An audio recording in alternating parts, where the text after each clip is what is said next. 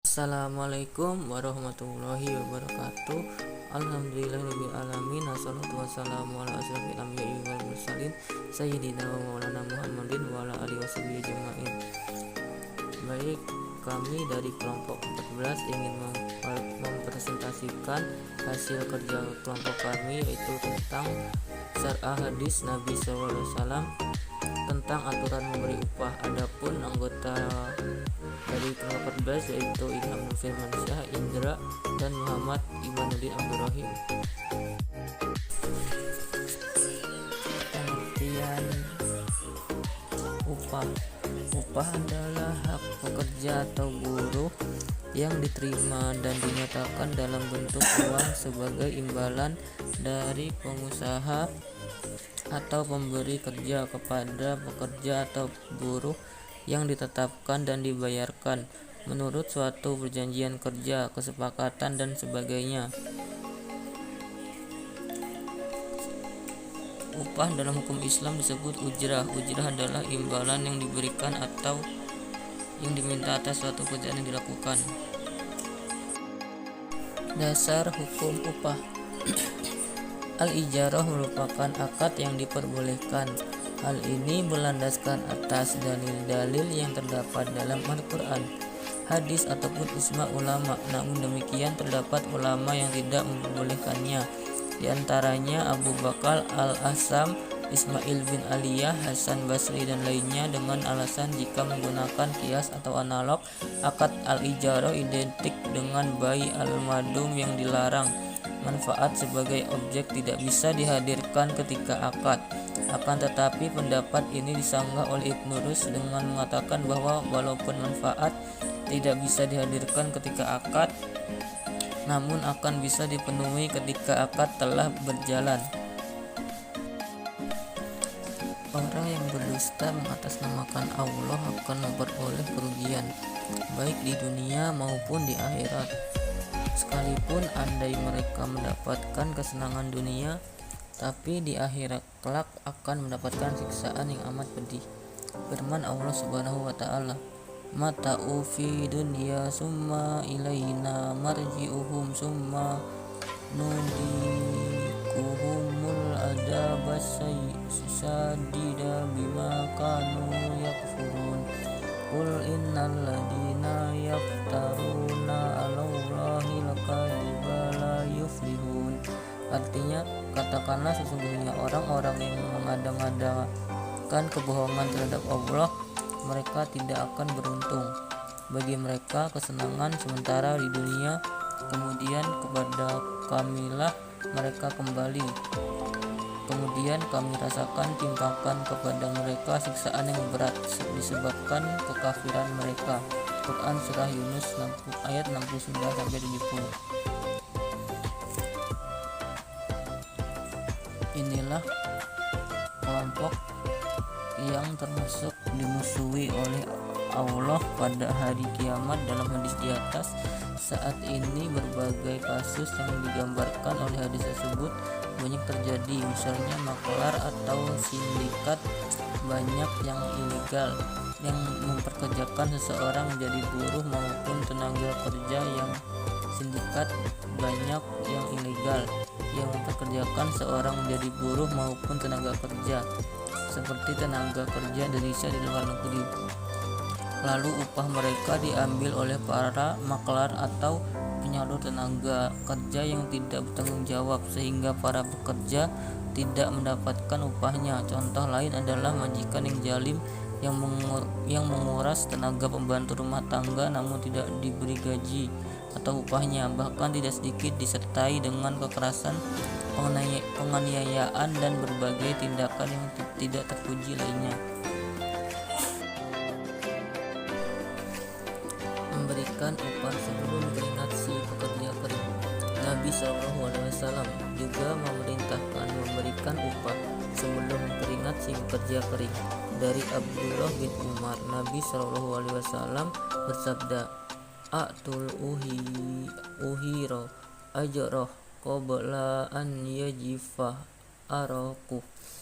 Artinya, berikan kepada seorang pekerja upahnya sebelum keringatnya kering. Hadis riwayat Ibnu Majah sahih. Maksud hadis ini adalah segera menunaikan hak si pekerja setelah selesainya pekerjaan. Begitu juga bisa dimaksud jika telah ada kesepakatan pemberian gaji setiap bulan. Para ulama berpendapat menunda pembayaran upah atau gaji pekerja atau tidak memberikan haknya setelah usai bekerja termasuk dosa besar dan mendapat ancaman sangat berat adalah untuk kezaliman terhadap para pekerja.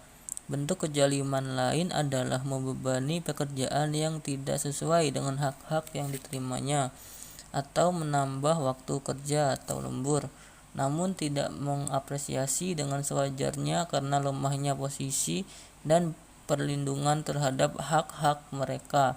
Adapun yang sengaja menunda dengan tujuan agar uang gaji mereka bisa dimanfaatkan atau diputar untuk keperluan bisnis yang sang majikan atau maksud negatif lain. Sikap semacam ini sangat dimurkai oleh Allah dan Rasul-Nya, yang bahkan dalam hadis lain Nabi bersabda, An Abi Hurairah radhiyallahu anhu anna Rasulullah sallallahu alaihi wasallam qala matlul khaniyi dulmu faida utbi'a ahadukum ala maliyan falyatba.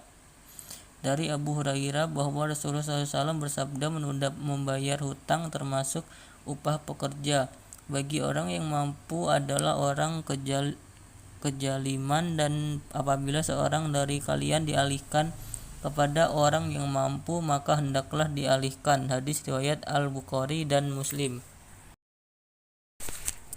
Hadis di atas oleh ulama adalah penegasan tentang keharaman menunda pembayaran utang, termasuk pemberian gaji atau upah bagi orang yang mampu menunaikan tepat pada waktu secara mafhum aulawi, logika maksimalnya. Jika menunda saja termasuk suatu kezaliman, maka terlebih lagi jika sengaja tidak membayar, tentu menjadi kezaliman yang lebih besar dan keji. Dalam hadis lain lebih spesifik, Rasulullah SAW bersabda, An Abdillahi bin Umar qala Rasulullah SAW a'tu uhira ajrahu qabla an yajifa araku. Dari Abdullah bin Umar, ia berkata, Rasulullah SAW bersabda, berikanlah upah kepada pekerja sebelum kering keringatnya. Hadis riwayat Ibnu Majah dan At-Tabarani. Maksud matan hadis ini yaitu perintah untuk segera memberikan gaji atau upah kepada pekerja setelah usai melaksanakan tugas dan pekerjaannya secara tepat waktu yang disesuaikan dengan beban kerja mereka. Mereka menunda, mengurangi, terlebih lagi tidak membayar upah pekerja, termasuk kezaliman dan dimusuhi Allah dan Rasul-Nya. Wallahu alaihi bisawab. Tata cara pembayaran upah. An Abdullah bin Umar qala Rasulullah sallallahu alaihi wasallam a'du ajirakum qabla an yafaraqo. Artinya, dari Abdullah bin Umar, Rasulullah sallallahu alaihi wasallam bersabda, berikanlah upah orang upahan sebelum kering keringatnya. Hadis riwayat Ibnu Majah dan Imam Tabarani. Dalam menjelaskan hadis itu, Syekh Yusuf Qardawi menjelaskan, sesungguhnya seorang pekerja hanya berhak atas upahnya jika dia telah menunaikan pekerjaannya. Dengan sesungguhnya seorang pekerja hanya berhak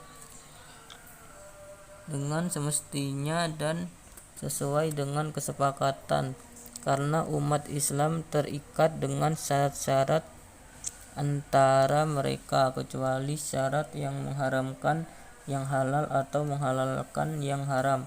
Namun jika ia tidak bekerja tanpa alasan yang benar atau sengaja menunaikannya dengan tidak semestinya, maka sepatutnya hal itu diperhitungkan atasnya atau dipotong upahnya, karena setiap hak dibarengi dengan kewajiban. Selama ia mendapatkan upah secara penuh, maka kewajibannya juga harus dipenuhi. Sepatutnya hal peraturan kerja yang menjelaskan masing-masing hak dan kewajiban dua belah pihak ini dijelaskan secara detail dalam